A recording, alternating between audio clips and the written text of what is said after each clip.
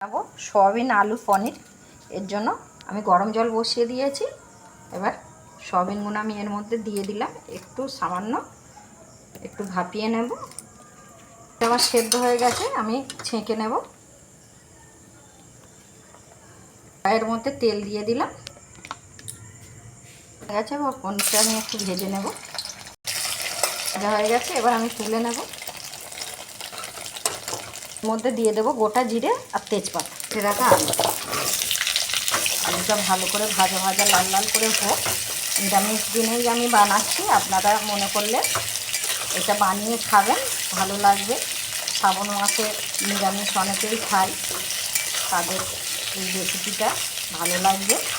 আবার কীভাবে আমি বানাচ্ছি, তো কিছু মশলা আমি রেডি করে নেব। এর মধ্যে আছে আমার একটা গোটা টমেটো আর আদা বাটা ছিল। এবার এর মধ্যে দেব জিরে গুঁড়ো, হলুদ গুঁড়ো দেব, লঙ্কা গুঁড়ো, যে যেমন ঝাল খাবেন সেই বুঝে দেবেন। চামচের মতো টক দই, বেশি দেব না, 1 চামচের মতো দেব আমি। অনুযায়ী নুন দেব, চিনির দানা দিলাম, কাসুরি মেথি পাতা দিলাম,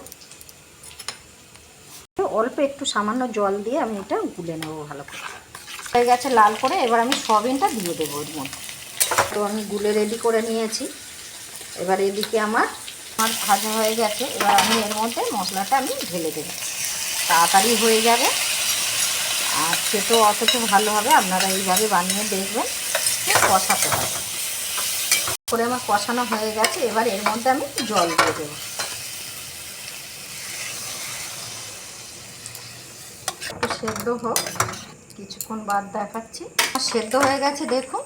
এবার আমি পনিরটা দিয়ে দেবো এর মধ্যে,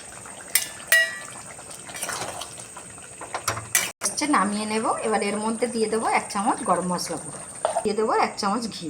এবার আমি নামিয়ে নেব। আছে আমার আজকের রেসিপি পনির আলু সোয়া। কেমন হয়েছে কমেন্টে জানাতে কিন্তু ভুলবেন না। ভালো লাগলে লাইক কমেন্ট শেয়ার করবেন। রাখলাম, ধন্যবাদ।